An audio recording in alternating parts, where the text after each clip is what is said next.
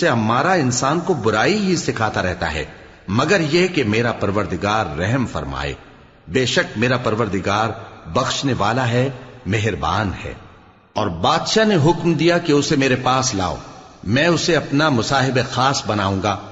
پھر جب ان سے گفتگو کی تو کہا کہ آج سے تم ہمارے ہاں صاحب منزلت ہو اور صاحب اعتبار ہو۔ قال جعل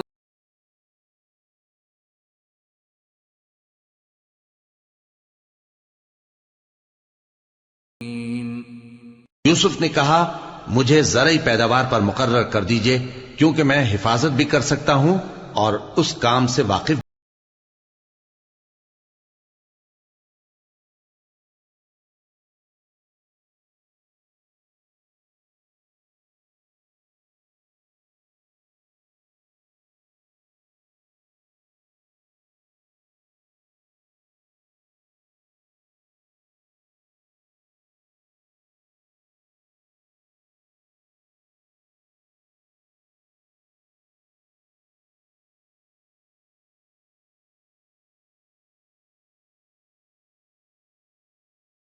دی اور وہ اس ملک میں جہاں چاہتے تھے رہتے تھے۔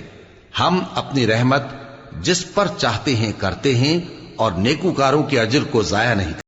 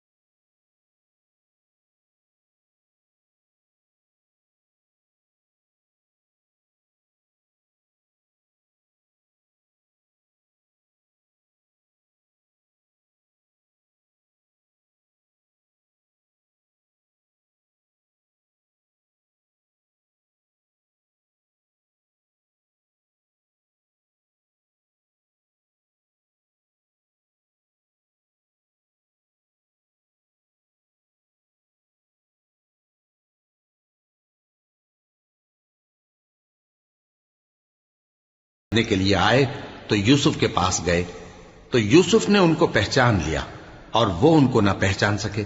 اور جب یوسف نے ان کے لیے ان کا سامان تیار کر دیا تو کہا کہ پھر آنا تو جو باپ کی طرف سے تمہارا ایک اور بھائی ہے اسے بھی میرے پاس لیتے آنا۔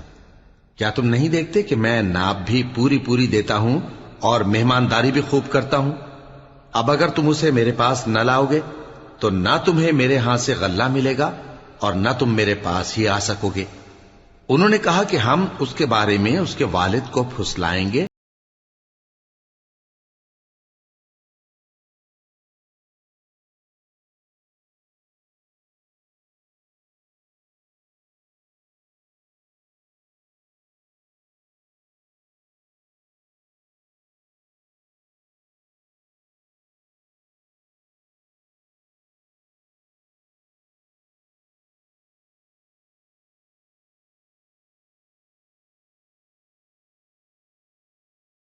سرمایہ یعنی غلے کی قیمت ان کے سامان میں رکھ دو۔